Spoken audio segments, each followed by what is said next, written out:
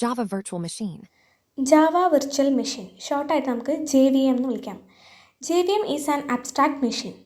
It is a specification that provides runtime environment in which Java bytecode can be executed. അതായത് ഇതൊരു abstract മെഷീനാണ്. നമ്മുടെ Java പ്രോഗ്രാമിനെ, നമ്മുടെ സോഴ്സ് കോഡിനെ ബൈറ്റ് കോഡാക്കി കൺവേർട്ട് ചെയ്തിട്ട് അതിനെ റൺ ചെയ്യാനുള്ളൊരു എൻവിറോൺമെൻറ്റാണ് നമ്മുടെ ജാവ വിർച്വൽ മെഷീൻ എന്ന് പറയുന്നത്. അതായത് ഈ ജാവ പ്രോഗ്രാം നമ്മൾ കമ്പൈലർ യൂസ് ചെയ്തിട്ട് ബൈറ്റ് കോഡായിട്ട് കൺവേർട്ട് ചെയ്യും. ഈ ബൈറ്റ് കോഡ് എന്ന് പറയുന്നത് പ്ലാറ്റ്ഫോം ഇൻഡിപെൻഡൻ്റ് ആണ്.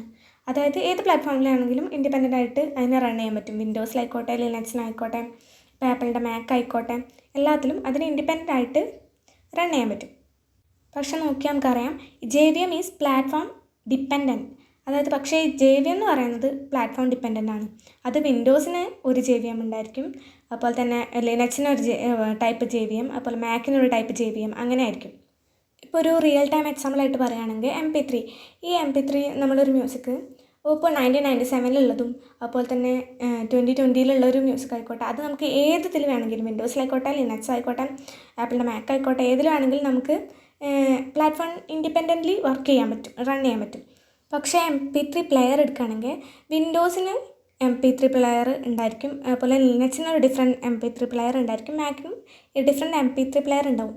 വിൻഡോസിന് വേണ്ടിയിട്ടുള്ള MP3 പ്ലെയർ നമുക്ക് ലിനക്സിലോ മാക്കിലോ ഡൗൺലോഡ് ചെയ്യാൻ പറ്റില്ല. അതായത് അതൊക്കെ പ്ലാറ്റ്ഫോം ഡിപ്പെൻഡൻ്റ് ആണ്. അതിന് ഓരോന്നിനും സ്പെസിഫിക് ആയിട്ടുള്ള പ്ലെയേഴ്സ് ഉണ്ടാവും. അത് ജസ്റ്റ് ഒരു റിയൽ ടൈം എക്സാമ്പിളായിട്ട് മാത്രമേ കണക്കാക്കിയാൽ മതി. ഈ MP3 പ്ലെയറിനെയാണ് നമ്മളിവിടെ JVMൻ്റെ എക്സാമ്പിളായിട്ട് പറഞ്ഞത്. ഇനി JVMൻ്റെ ഓപ്പറേഷൻസ് നോക്കുകയാണെങ്കിൽ നമ്മുടെ ഈ ബൈറ്റ് കോഡിനെ ലോഡ് ചെയ്യും, load codes, verify codes, execute codes, പിന്നെ റൺ ടൈം എൻവിറോൺമെൻറ്റും പ്രൊവൈഡ് ചെയ്യുന്നുണ്ട്. നെക്സ്റ്റ് നോക്കാൻ പോകുന്നത് JVM ആർക്കിടെക്ചറാണ്. JVM ആർക്കിടെക്ചറിൽ നോക്കിയാൽ കാണാം ഒരു ക്ലാസ് ലോഡർ ഉണ്ടായിരിക്കും. ക്ലാസ് ലോഡർ നമ്മളെ ബൈറ്റ് കോഡിനെ റൺ ചെയ്യാൻ പറ്റില്ല, ഒരു ക്ലാസ് ലോഡറും. അപ്പോൾ ഒരു മെമ്മറി ഏരിയ ഉണ്ടാവും അലോക്കേറ്റഡ് ബൈ JVM. അതിൽ വരുന്നതാണ് class area, heap, stack, PC register, native method stack, ഇതൊക്കെ. പിന്നെ നമുക്ക് വരുന്നത് ഒരു എക്സിക്യൂഷൻ എഞ്ചിൻ ഉണ്ടാവും, നേറ്റീവ് മെത്തേഡ് ഇൻ്റർഫേസും ഉണ്ടാവും. ഇതൊക്കെയാണ് നമ്മുടെ JVM ആർക്കിടെക്ചറിൽ വരുന്നത്. നമുക്കിതിൻ്റെ പ്രോസസ്സ് നോക്കാം. നമ്മൾ നേരത്തെ പറഞ്ഞ പോലെ തന്നെ നമ്മുടെ source code Java program Java compiler use ചെയ്തിട്ട് ബൈറ്റ് കോഡാക്കി മാറ്റുകയാണ് വിർച്വൽ മെഷീനിൽ.